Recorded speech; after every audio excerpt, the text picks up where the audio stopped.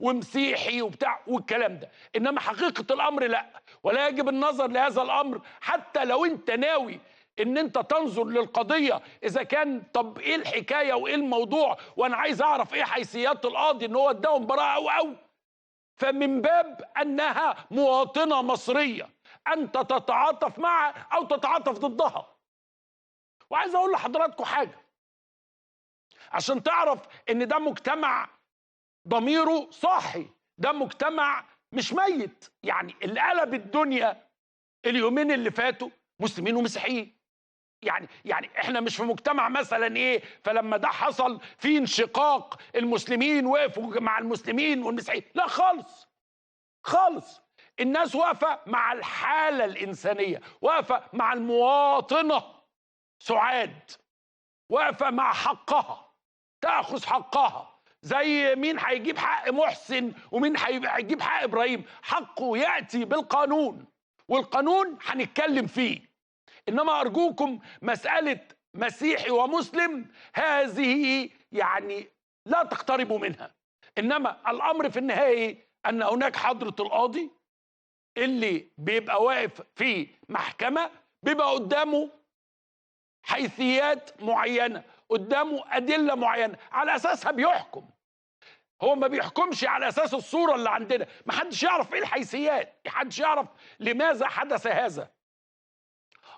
الحادثه كانت مرعبه، الحادثه كانت مؤلمه. وايضا اما تلقى محامي الشعب النائب العام يتحرك يقول لك يا جماعه، راح مطلع بيان وقال لهم يا جماعه انا هشوف ايه الحكايه، انا هشوف ايه الاجراءات اللي احنا ممكن نعملها، هل ممكن في نقض، في مراجعه للحكم. النهارده النائب العام يامر بدراسه اوجه الطعن على الحكم الصادر ببراءه المتهمين في واقعه سيده الكرم. امر السيد المستشار النائب العام بتكليف المكتب الفني بمكتبه بدراسه اوجه الطعن على الحكم الصادر ببراءه المتهمين في الواقعه المعروفه بواقعه سيده الكرم، وذلك فور ايداع محكمه الجنايات التي اصدرت الحكم اسبابه. يعني كمان محامي الشعب ومحامي الناس قال لهم يا جماعه لو سمحتم، مش عايز دوشه، متضايق زعلان بتاع، المساله ملهاش علاقه، مساله ليها علاقه بالقانون، خلينا ادرس، خلينا اشوف، خلينا ارجع اشوف القاضي اسبابه ايه، شاف الموضوع ازاي، ايه اللي حصل في المحكمه، محدش حضر، محدش عرف، محدش سمع. فانا بس من الاول خلينا نحرر المفهوم، مساله مسلم ومسيحي دي لعبه خلاص ما بقتش تنفع. انما حق وظلم وادله وعدم، معاك تقول لي لا انا حاسس انه مش عارف ايه، طب قول لي ايه الحكايه، طب ايه القانون الذي يحكم هذه المساله، ايه، عايزين نقرا الحيثيات، عايزين نتفاهم معاك، فاهمك، عايزين. ولذلك المشرع في مصر ساعات حتى احنا بنكره الحكايه دي،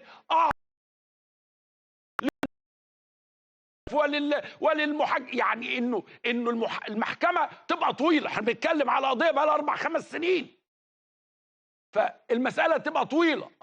ومره كانوا غيابي فخدوا اعلى حكم، ومره ما كانوش غيابي طب ايه اللي حصل وايه الحكايه؟ فالنائب العام بصراحه بسرعه دخل، مش عشان الست مسيحيه او مسلمه، علشان حق من حقها انه حد يتدخل بالنيابه عنها، بالنيابه عن الشعب، ويدخل يقول يا جماعه انا داخل اشوف الموضوع ده ممكن نعمل فيه نقض ازاي، نستأنف فيه ازاي، نعرف الحكايه ازاي.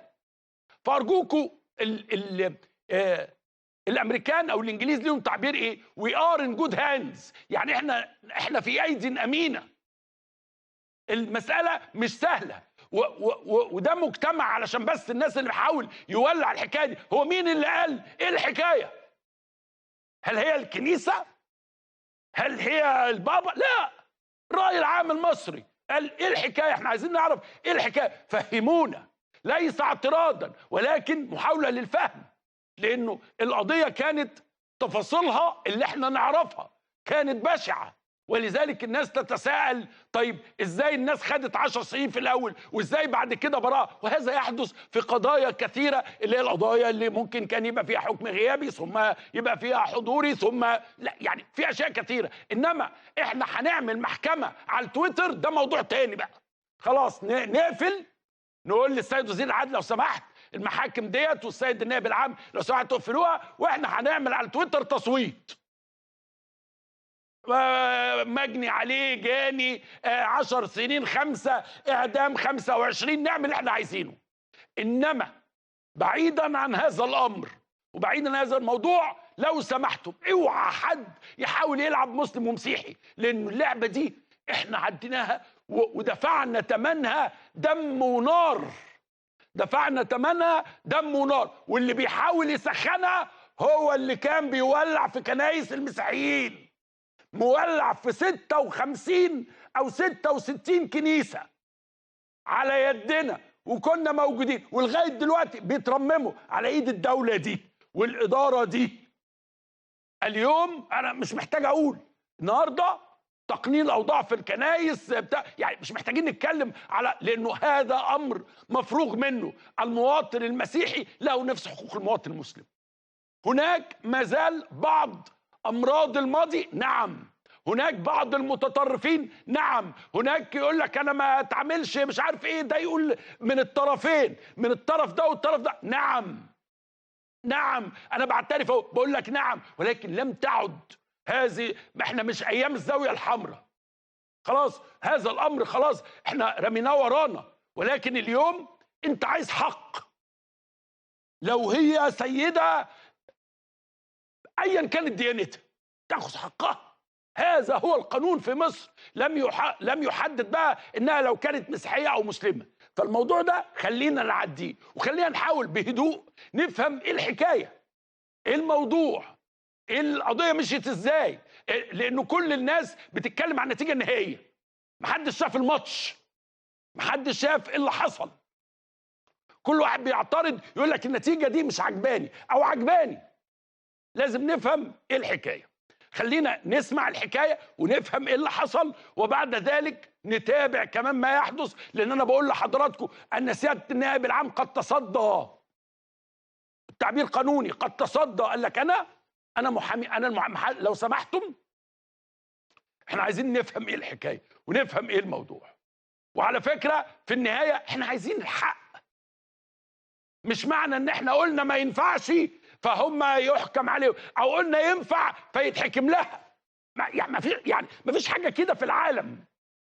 عشان كده في قضايا بره يجي القاضي يقول ايه؟ يقول القضيه دي انا هخليها بقى 2 3 نركنها كده. ليه يا عم؟ اما يهدى الراي العام نقدر نتكلم فيها، لان هو عنده نظام المحلفين اللي هم الناس اللي جايين من المجتمع، ممكن يكونوا متاثرين لما يقولوا الحكم في النهايه.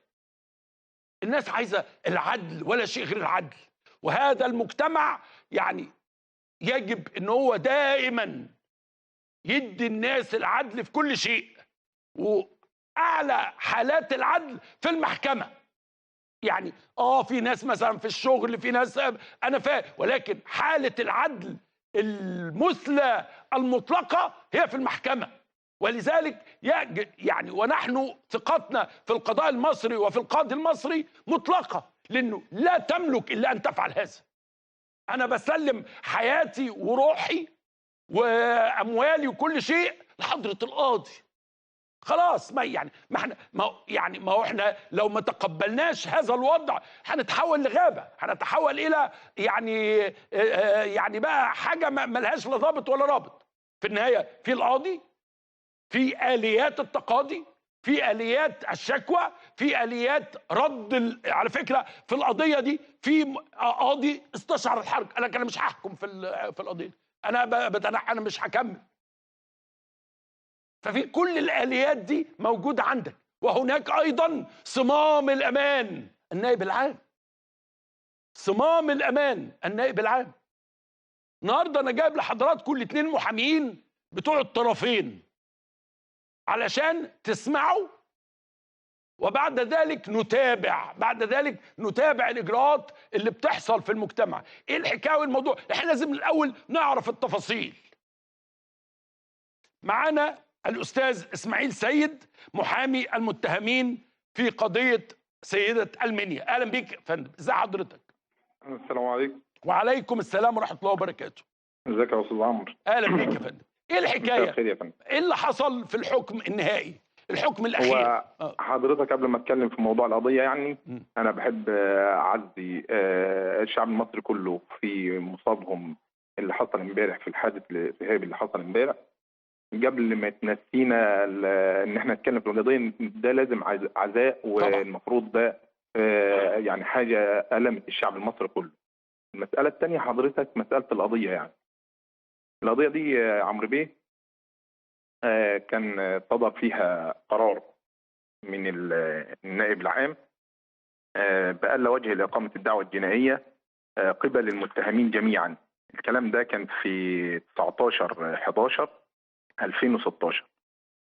الأمر ده ما صدرش اعتباطا ولا صدر كده عن هوى نفس، ولا صدر مثلا على أساس بنحدي طرف عن طرف. الست سعاد يعني مجامع محفوظ قد والدتنا في السن او قد جدتنا دي على الراس، لكن الواقعه نفسها احنا بيحكمنا اوراق ويحكمنا ادله، دي اللي بتحكمنا في سرد الوقائع بتاعتنا. الواقعه بجملتها حدثت في 20/5/2016. بلغ من سعاد ان في مسلمي قريه القرن تعدوا على منازل الاخوه الاقباط بالحريق وكده.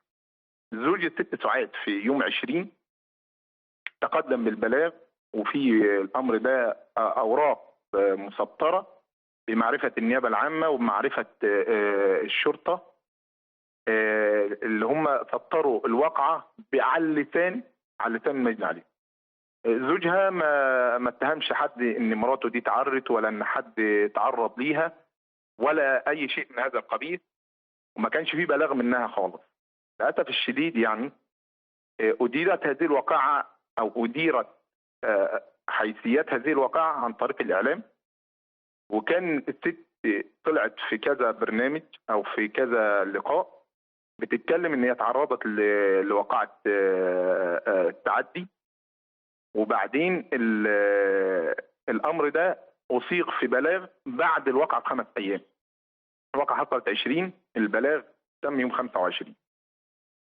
قالت روايه في المحضر بتاع الشرطه، بعد كده تناقضت مع هذه الروايه 5 مرات او 4 مرات، ويعني استشهدت بناس، الناس دي كذبوها في روايتها ورووا روايه تاني خالص عن اللي حصل، وكلهم نفوا ان الست دي تعرض في هذه الواقعه.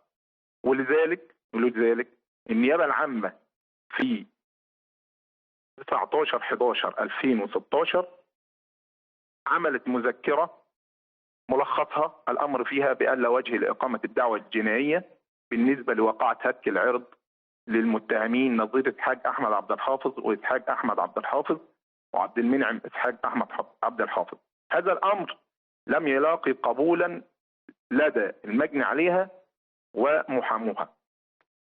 تقدموا بطلب استئناف الامر ده للسيد النائب العام، تحدد لي جلسه امام محكمه الجنايات منعقده في غرفه المشوره في شهر 2 في 15/2 تقريبا 2017، وقضي باعاده الاوراق للمحاكمه مره اخرى. انا كنت حاضر عن المتهمين، وكان طلبي في هذا الامر ان الامر لا يقبل، وكنت بطالب برفض الاستئناف، وذلك لان القانون نفسه حدد في قانون الاجراءات الجنائيه من الماده 209 حتى 213 حددت وسائل الطعن وطريقها والكلام ده كله. قالت فيها ان لابد ان يكون هناك ادله او دلائل جديده تظهر مفهوم. احنا فاهمين الحيثيه. وبعدين حصل ايه؟ احيل الامر، احنا لم نعترض على احاله الدعوه مره اخرى لمحكمه الجنايه. تداولت الدعوه بالجلسات، بالفعل في دايره تنحت، الدايره دي تنحت، كانت المفروض هي نازله قدام دايره معالي المستشار محمد بيك فوزي، وكان في احد اعضاء الدايره مسيحي، العضو الشمال، فهم نقوا بانفسهم عن الكلام واحالوا القضيه لمحكمه استئناف بني سويف لتحديد دايره اخرى. حددوا دايره معالي المستشار اشرف محمد علي، واللي بدوره احنا كنا في التوقيت ده بنحضر بتوكيلات لان المتهمين كان مخلى سبيلهم. طلب مننا حضورهم، المتهمين جلجوا يحضروا لان كل القضايا بتحضر بالتوكيل الا القضيه دي طلب حضور المتهمين باشخاصهم، فالمتهمين خافوا ان هم يحضروا. سابوا القضيه غيابي، قضي فيها بحبس المتهمين 10 سنين غيابيا. مفهوم. يعني ثم ما كانش فيه الغياب احنا فاهمين بياخدوا اعلى حكم. بياخد اعلى عقوبه. احنا بعد كده عملنا اعاده اجراءات ثاني يوم، القضيه اعيد نظرها مره اخرى امام دائره ابو قرقاف اللي هي دائره معالي المستشار ابراهيم بيك امين، واللي بعد ما ترافعنا وتداولت بالجلسات واحنا حضرنا وترافعنا وادينا كافه اوجه دفاعنا، تم حجز القضيه للحكم. وبعد ذلك ارتأى السيد رئيس الدائره ان المفروض اللي يصدر الحكم في هذه القضيه الدائره مصدره الحكم الغيابي، فقرر احاله القضيه الى الدائره مصدره الحكم الغيابي حتى لا يلبس علينا ان الدائره استشعرت الحرج. ما استشعرتش الحرج نهائي، احالتها لدائره ثانيه. تداولت بالجلسات امام معالي المستشار اشرف محمد علي، كان جلستها 8/11 وده كان في حضور المتهمين. كانت جلستها 8/11. حضرت رفقه المتهمين 3. المتهمين كانوا موجودين في جلسه 8/11/2020.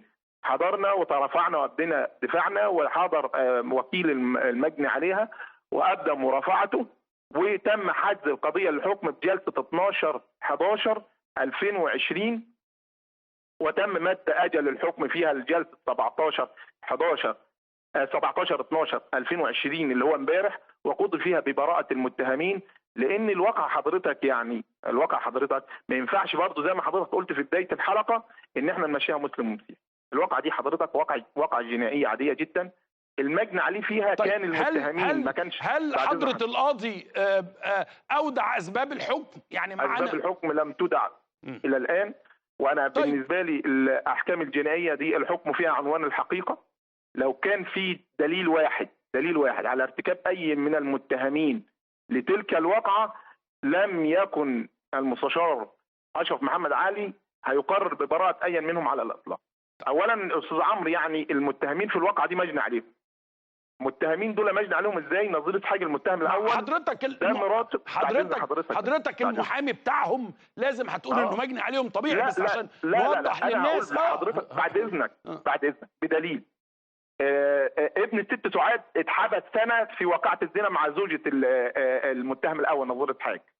اسحاق احمد عبد الحافظ خطاب الوحده المحليه في الاوراق، انا بتكلم بدليل في الاوراق في صفحه 96 على 149، خطاب الوحده المحليه بيقول ان الراجل ده هو عامل السويتش في الوحده المحليه وهو متلقي بلاغ الحريق، يعني ما كانش موجود اصلا الست اللي اتهمته دي.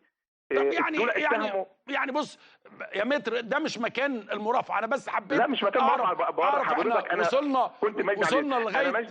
وصلنا لغايه بعد اذن حضرتك مجني عليا من الاعلام، لان انا بتحاكم حتى الان بعد ما قضي ببراءتي والمحكمه برأت ساحتي.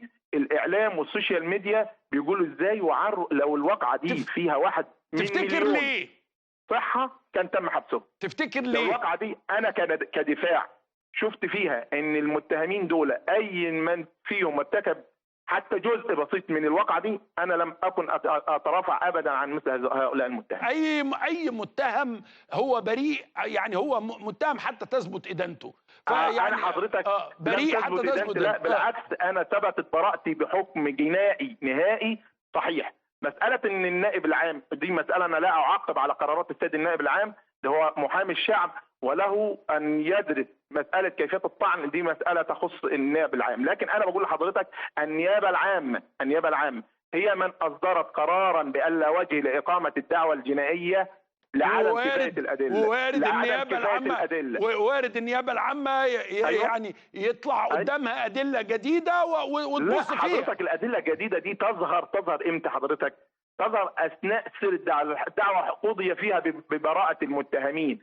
يعني الادله دي المفروض انا كنيابه عامه انا قلت رايي بل وفي الامر في استئناف الامر بألا وجه حضر السيد رئيس مدير نيابه ابو ظبي هنشوف ودافع عن الامر ده وقدم مذكره بدفاعه. هنشوف الموضوع هيخلص على ايه في النهايه. شكرا ليك، شكرا ليك. معانا ايضا الاستاذ ايهاب رمزي محامي السيده سعاد ثابت. اهلا بيك استاذ ايهاب، ازي حضرتك؟ اهلا استاذ عمرو، ازي صحتك؟ احنا وصلنا لغايه فين؟ حضرتك محامي هذه السيده الفاضله، وصلنا لغايه فين؟ بس انا احب اوضح بعض الامور. احنا وصلنا طبعا الحكم، حضراتكم عرفتوا ان الحكم صدر ببراءه جميع المتهمين، لكن يعني برضه في حاجات نحب نوضحها. انه في بدايه الامر كان هناك حيره في الاسره ما بين ان هي تتقدم بالبلاغ فعلا وتتحمل وزر الفضيحه، ودي بتعتبرها في مجتمع قروي في قريه صغيره في الصعيد، دي بالنسبه لهم عار كبير. وكان هذا الامر خلص هذه السيده انها تتردد انها تتقدم بالشكوى او البلاغ، وانها تحجم عن انها تبلغ بهذه الفضيحه، وكان محل حيره كبيره بينها وبين اسرتها. وده اللي خلاها انها ما تدليش باقوالها لمده 3-4 ايام. ولكن ابنها كان تقدم بالتلغراف في نفس اليوم وقال إن أمي نزعت وجردت من ملابسها تماما، تلغراف للمستشار المحامي العام في ذلك الوقت، عشان الزميل اللي هو بيتكلم على إن البلاغ الأول ما كانش تضمن واقعة هتك العرض لأسباب مجتمعية كانت صعبة إنها تتحملها هذه السيدة، ولكنها أخذت القرار وتحملت هذه الفضيحة ووزر هذا الفعل الإجرامي. ولا شك أن هذه السيدة يعني عاوز أقول لحضرتك إحنا بنتكلم عليها كمرأة، مرأة وهتك عرضها وتجردت من ملابسها عارية تماما في مجتمع ريفي، وده جديد قوي على مجتمعنا، وصعب قوي إن احنا نتخيله أو ممكن أن يتكرر مرة أخرى في مجتمعنا، مش في المجتمع المصري ولا شهامة المصريين تسمح بده. مش كل واحد عاوز ينتقم بحد يرتكب مثل هذا الفعل. الأمر الثاني، هي طبعا استشهدت، السيدة دي استشهدت بواحدة جارتها هي اللي سطرتها، وجارتها دي مسلمة وكانت أحن عليها من كثيرين، وهي بالفعل اللي سطرت هذه السيدة وأحضرت لها ملابس، وهي أدخلتها منزلها وضمدت جراحها. هذه السيدة للأسف كانت أولا ظهرت في الإعلام وعلى التسجيل ده موجود حتى كمان على اليوتيوب، وهي بتقول أنا اللي سطرتها. جه ابنها كان متهم في القضية وقال أنا أمي ووالدتي هي اللي سطرت هذه السيدة، وهي سيدة مسلمة فاضلة ولكن مصرية. يعني ده التصرف مصرية يعمله أي إنسان، بس بالزبط. يعني كويس إن حضرتك وضحت يعني. لكن طبعا هذه السيدة لوجود تعارض بينها مصالح المتهمين، لأنه ابنها كان متهم وقرايبها كلهم كانوا متهمين. لما جت تتسأل في النيابة قالت هي الست دي جات لي ما كانتش كل ملابسها، يعني كانتش السيدة كل ملابسها منتزعة، كان في جزء من ملابسها بس، والجزء الآخر كان ساتر عورتها. غيرت كلامها لوجود مصلحة، لكن كتر خيرها إنها سطرتها في الواقع حتى ولو ما أدلتش بهذه الحقيقة في التحقيق، لكن مش هي دي المشكلة. النيابة حفظت القضية، والدفاع رأى إنه أسباب حفظ النيابة مش كافية، وإنه القضية فيها ما يكفيها لإحالتها. فعلنا على هذا القرار الحفظ أمام محكمة الجنايات، ومحكمة الجنايات أمرت بإحالة جميع المتهمين للمحاكمة الجنائية عن واقعة هتك العرض والبلطجة، وقالت في حيثيات حكمها وقرارها إن القضية هيرجع لينا الاتصال مرة أخرى عبر سكايب، وطبعا كان معانا محامي معانا. اتفضل يا متر، كمل. مع حضرتك متر إيهاب، كمل اتفضل. مع حضرتك. كمل. بعدين بعدين الفكره ان احنا محكمه الجنايات سببت في حكمها كده وقالت انه الدليل فيها كافي لاحاله المتهمين للمحاكمه الجنائيه. ورأت محكمة الجنايات اللي ألغت قرار الحبس وأحالة المتهمين إن أدلة الدعوة كافية للمحاكمة. وتداولت الدعوة في الجلسات والمتهمين غابوا عن العدالة، وصدر حكم غيابيا بعد أن سمعت محكمة الجنايات موافقة المدعي بحق المدني فعل المدعي بالحق المدني، وقرأت الأوراق وسببت الحكم الغيابي بأن هناك إدانة، وقدرت هذه الإدانة ب10 سنوات سجن مشدد. وبالفعل صدر هذا الحكم وسببت المحكمة، وطبعا سببت بعد أن قرأت الأوراق باستفاضة، وكانت المحكمة قد حجزت الدعوة للحكم في المرحلة الغيابية، حجزت الدعوة للحكم، وكانت المحكمة أصدرت حكمها بعد فحصها وتمحيصها. ثم وصلنا إلى الحكم الحضوري اللي احنا من يومين. بالظبط. طبعا احنا ما حدش يعرف المحكمة حكمت بإيه وسببت على إيه، لأنه حيثيات الحكم حتى الآن لم تودع وما حدش يقدر يتكهن بتلك الأسباب. طبعا قرار النائب العام قرار سريع جدا، وده له كامل الشكر والتقدير، لأنه فعلا ضمد جراح كثيرين وأعطى الأمل في أن تأخذ هذه السيدة حقها من الوجهة القانونية. أستاذ إيهاب، أنا عايز أسألك سؤال لأنه هو ده محك ومهم وعايز منك إجابة مباشرة. هل في أي لحظة من اللحظات هذه السيدة الفاضلة وافقت على التصالح مع المتهمين؟ لأن هذا الأمر هو اللي بيروج ليه، أنه هناك حدث. رفضت تماما. لم يحدث. لم يحدث، ورفضت تماما التصالح في واقعة حريق منزلها.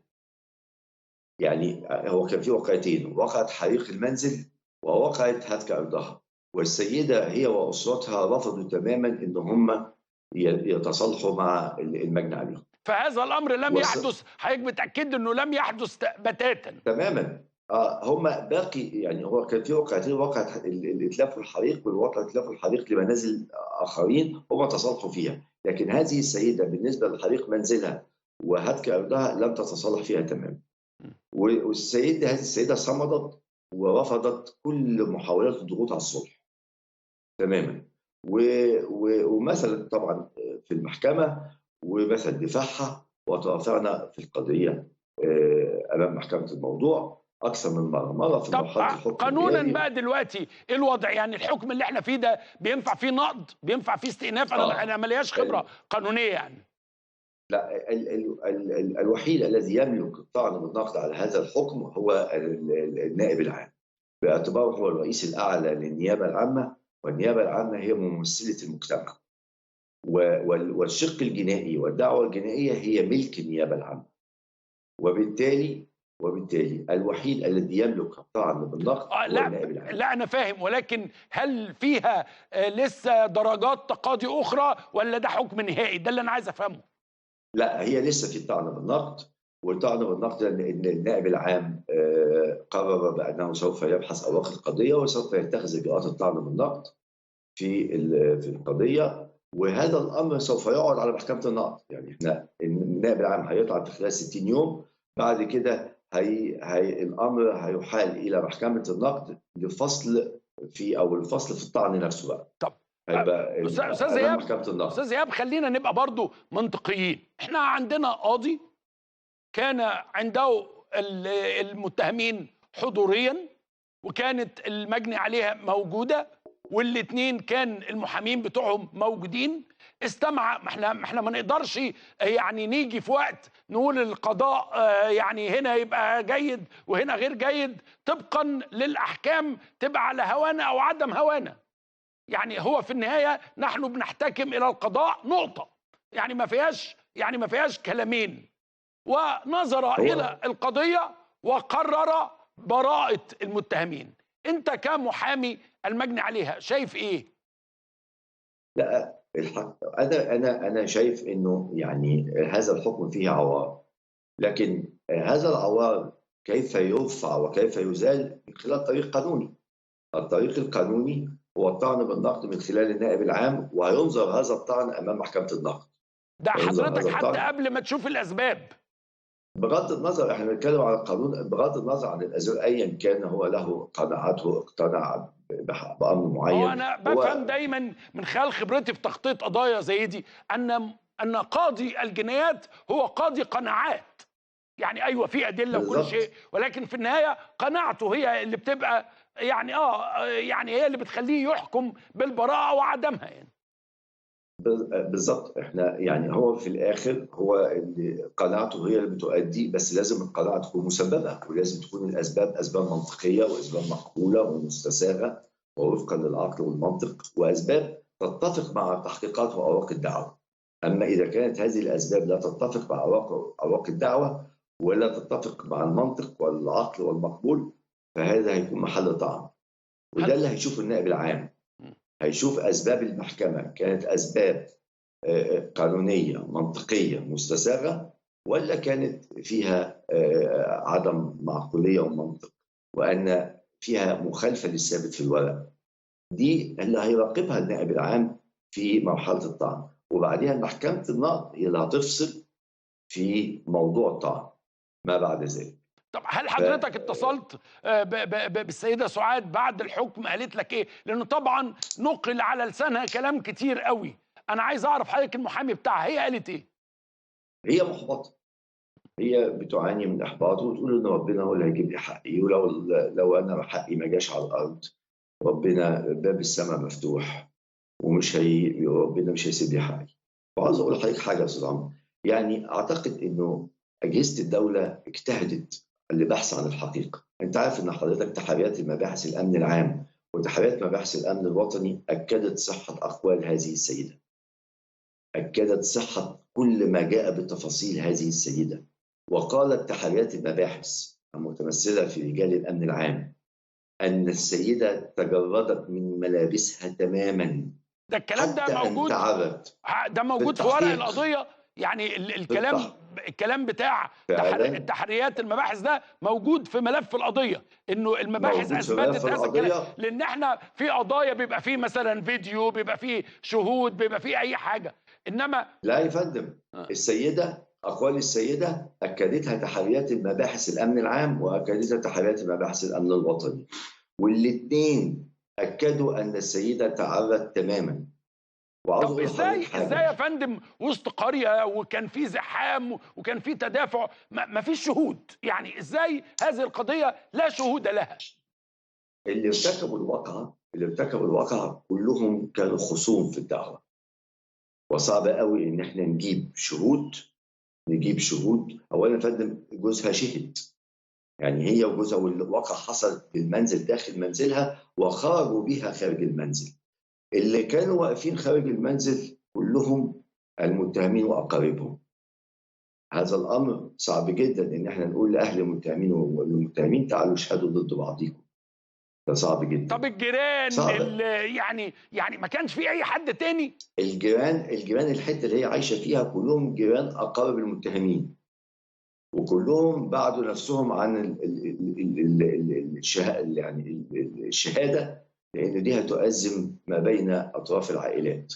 على العلوم يا متر، انت معايا ان احنا هذه القضيه لا ننظر لها كمسلم ومسيحي، وننظر لها كمواطنين. لا بالعكس، بدليل هقول لحضرتك حاجه، بدليل انه الدوله كلها اعتذرت لهذه السيده، والرئيس اعتذر لهذه السيده، ولا حد فكر انها مسيحيه او مسلمه، لانه لما اعتذروا على هذا الفعل والدوله كلها وقفت ضد الفعل. مع احترامي لكلام حضرتك وللدوله وللرئيس، الذي يحكم في النهايه هو القاضي. يعني اللي هيقرر في النهايه. ما احنا كمان لازم نحرر المفاهيم. يعني انا عارف انا بقول كلام جايز ناس ما تستوعبوش، ولكن انا بقول ان في النهايه القاضي هو اللي هيحكم، لا الرئيس ولا الدوله ولا التويتر. القاضي اللي هيقوله هو ده، والحكم النهائي من قضاتنا الافاضل هو ده اللي احنا هناخذ بيه. هو احنا محتكمين كلنا للقضاء، محتكمين كلنا للقضاء المصري، والقضاء المصري هو الذي يحكم في القضيه، ولا هيحكم فيها رئيس ولا هيحكم فيها وزير ولا يحكم فيها حد، حتى وزير العدل لا يحكم في هذه القضية. القضية لا يحكم فيها إلا القاضي المنظورة أمامه القضية، وده حضرتك ده هو ده القانون، وهي دي دولة القانون بالفعل. علوم هو واضح ايضا من بيان سياده النائب العام ان هو هيدرس اوجه المساله، يعني هو لم يطعن بعد، هو لسه برضه في انتظار زيك وزينا رؤيه الاسباب، وعلى اساسه هيشوف اذا كان في شيء يستدعي الطعن ام لا. عشان انا بس عايز ابقى حريص جدا في هذا الامر. هو فعلا قال ان انا لانه هو ما يقدرش يبدي اي راي طالما ان الحكم لم يتم ايداع اسبابه. بالظبط، شيء طبيعي. فانه اول ما يتم ايداع الاسباب هو هيطلع او معاونيه هيطلعوا على القضيه وهيبتدوا هيشوفوا اوجه الطعن ايه. لكن هو النائب العام وعد بانه سوف يتخذ هذا الاجراء من جانبه. حضرتك استاذ ايهاب، حضرتك تعلم انه بعد اطلاعه على الاسباب في وقتها مكتبه الفني او هو شخصيا يقرر اذا كان هيطعن او لا، صح؟ انا فاهم صح؟ بالظبط. بالظبط كده يا فندم. هو لسه حتى الان هو قال ان انا سوف اقوم بدراسه هذه القضيه او بدراسه تحقيقات والحكم. على العموم انا وانت وكلنا ومصر كلها لا يعني ليس امامنا اي شيء غير ان احنا في النهايه ننتظر راي القضاء ونترك للآلية القانونيه في هذا الوطن انها تدي العداله للناس جميعا. امين. واحنا دوله قانون. اكيد يا فندم. بشكر حضرتك شكرا جزيلا على هذه المداخله. انا حبيت حضراتكم تبقوا عارفين ايه الحكايه، ما يبقى لان انا بحزن قوي من الناس اللي داخله بنفر.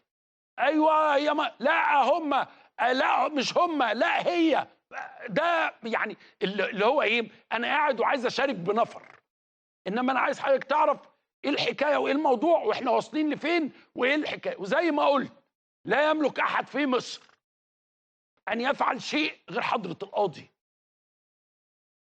بآليات القانون المصري بمحددات القانون المصري. هو ده اللي بيحرك العدل في مصر، لا أكثر ولا أقل. ولا أريد أحد أن يقول إيه أصل الرأي العام، أصل مش عارف إيه، أصل ما فيش أي حاجة من دي. في النهاية أدلة، قاضي، نيابة، وقائع، متهمين، مجني عليها، ثم يصدر القرار والحكم. ولا أحد يحاول أن يحولها لقضية مسلمين ومسيحيين. واللي راح بقى جاب مش عارف ايه وزمان كان في ايه واللي دخل مش عارف فيها ايه، لا خالص. حق وعدل وحقوق وواجبات، مسلمين ومسيحيين عليهم نفس الحقوق وعليهم الموضوع ده خلاص احنا قتلناه بحثا وانتهينا وعديناه. في ناس بقى بتحاول ترجعنا القهقري، ترجعنا ورا تاني على وما فيش قاضي هيفرق معاه الديانه، هو يفرق معاه الادله. انا ما بيوقفش معايا حد عنده ديانه، انا بيوقف معايا حد يا معاه دليل يا ما معهوش. هذا هو الامر. وبس انا حبيت ان الموضوع والنائب العام يدرس الامر، لو لقى هناك مجال انه يدي الناس حقها هيقول من حقهم ان هم يعملوا نقد. لو لقى ان حضره القاضي عنده آراءه الوجيهه، ففي اللحظه ديت النائب العام وهو محامي الشعب هيقول لنا يا جماعه لا، الراجل قال الكلام اللي صح، فاحنا ما عندناش وجه لاقامه نقد. يجب ان هو ده يكون الامر بالنسبه لنا واحنا مغمضين، عشان بس ايه لا تتحول القضايا الى التويتر او الى الاعلام او الى حدش يقرر، والا خلاص قول بقى على العداله يا رحمن يا رحيم. هذا هو الامر، وثقتنا في العداله عمياء. ما قدامناش حل، ما قدامناش بديل، ما قدامناش نظام بديل. يعني ده مش زي الكوره، لو مش عايز الاهلي نجيب الزمالك، لا ما قدامكش. احنا في النهايه في مصر وفي العالم، مش مصر بس، مش اختراع مصر اصله القضاء ده. دي حكايه. الحكايه الثانيه